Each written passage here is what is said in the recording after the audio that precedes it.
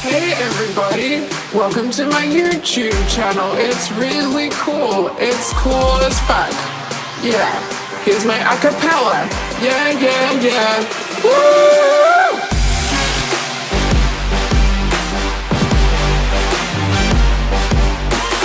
How do I perform mashups live on stage? That's a great question. What? Oh, sorry. That's a great question, Travis. Sorry, I want to say all you guys' names because you all matter to me and I know that you guys are watching this. Look, I think there are different ways to do mashups on stage. Some people actually pre-prepare mashups. Personally, I find it more fun to mix tracks up live and create a new song entirely on the spot because it makes me feel alive. There's not much else it does. What you can do is focus on the vocal of one track and the music of the other track.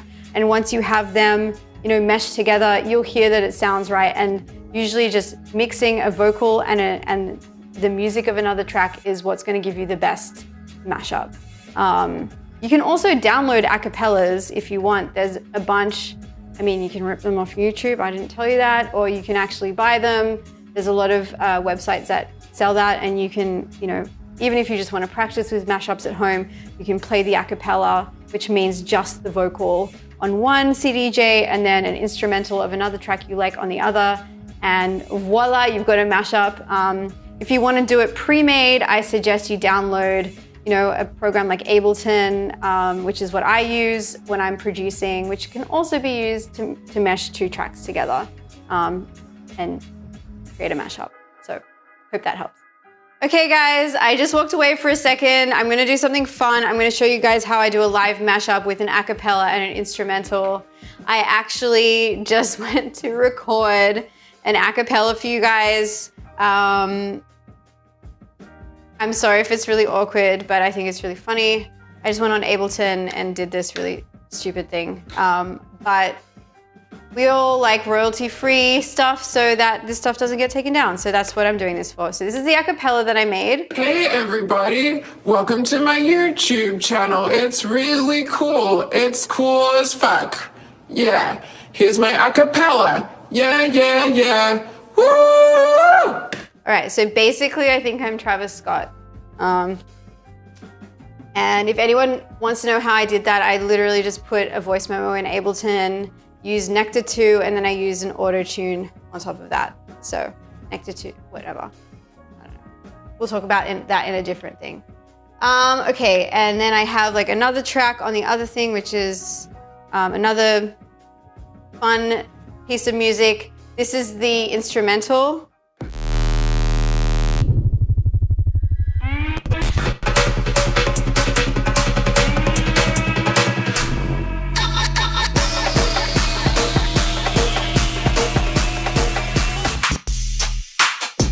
Okay, so I'm just showing you that's just music and this is a vocal.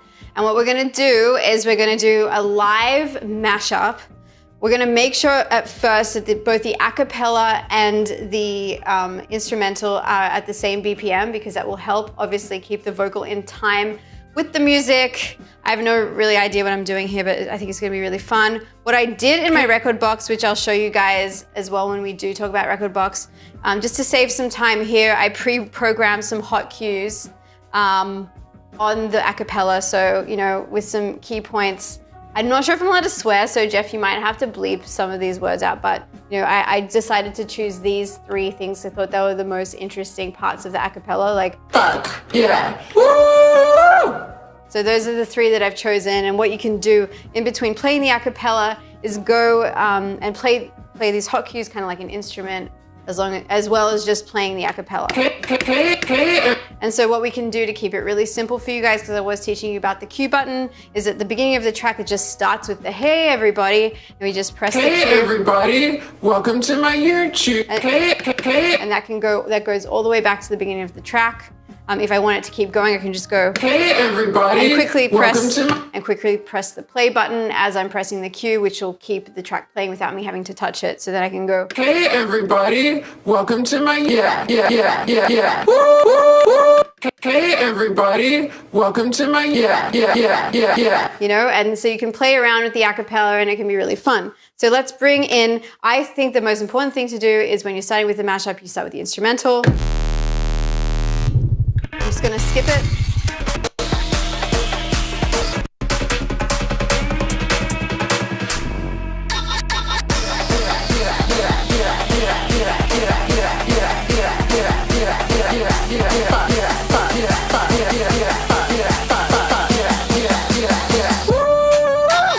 Hey everybody, welcome to my YouTube channel. It's really cool. It's cool as fuck.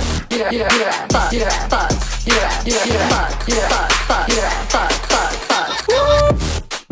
So that's like a really fun way. I hope that like showed you guys how to do a live mashup. I was just jamming out. But like once you get to know everything and you practice that a few times, I was again just like messing around. So yeah, that is how I do mashups between acapellas and instrumentals live. Thank you. This is about how to find music on the CDJs, especially on the Pioneer CDJ 2000s, and how to make a track list. This is a great question, and I wasn't sure how to touch on this because there is a whole software that you can download called Rekordbox, which works with the Pioneer DJ gear. Sorry, I can hear my dog eating food as we're doing this. That's something that I think I want to touch on by showing my laptop and opening that up, because it's something that you have to do separately if you're going to use digital, if you're going to use like a USB or SD card. It's something that you have to do separately on your laptop and you have to do it via downloading Rekordbox. That's how I do it. It's the most organized way to have everything in one place. If you go on and search Rekordbox, Rekordbox, you can download the software and then you just have to import your music from your library into Rekordbox, and then it will start analyzing everything, and then you can go in and start creating playlists and all that stuff, and then you can export that onto a USB or an SD card. I use USBs, but there's also a slot for an SD card, which I think is actually kind of better because I've definitely seen people walk up to DJs while they're playing and just go yoink and take the USB out of the CDJs. So this is how, when you've got something on Rekordbox, it'll look when you load the CDJs. You can search a song by artist, album, track, key, playlist, history, search, so many things.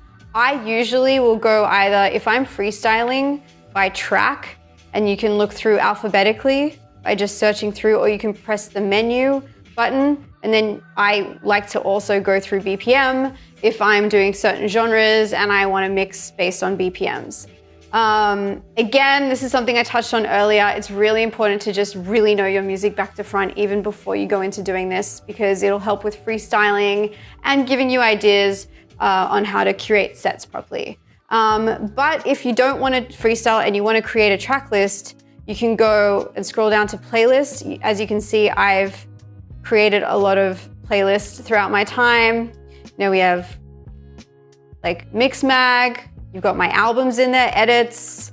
I have EDC Orlando, so those are tracks that I was playing at EDC Orlando in 2018. And then I also have genres in there as well. So I have punk, hip hop, 2007 to 2009, house, housey shit, my art car set that some of you maybe saw on Pornhub. Crowd control. Yeah, so that's another way, and then you can go into, like, let's go into my art car set, and then you can see that I've put in tracks.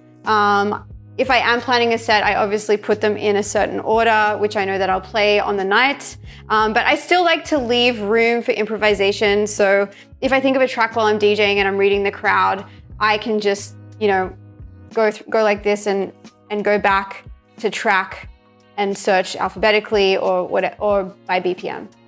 So hopefully that helps. So Jeff just asked me a question about the importance of a key and having tracks be in tune with each other when I'm mixing.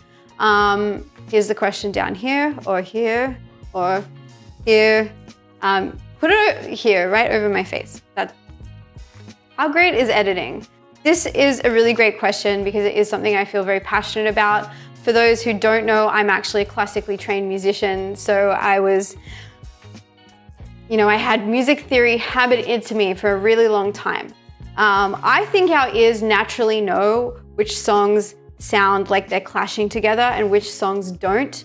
And I think you need to use your intuition as to whether a song sounds good with another song, and that will take some practice. But yes, I do believe that mixing with keys that are relative or the same key helps a mix to sound smooth into the other track, and it helps them to blend, and it won't kind of create this dissonance, which I think dissonance is great sometimes, but it won't create this dissonance where people kind of stop and kind of get out of the vibe.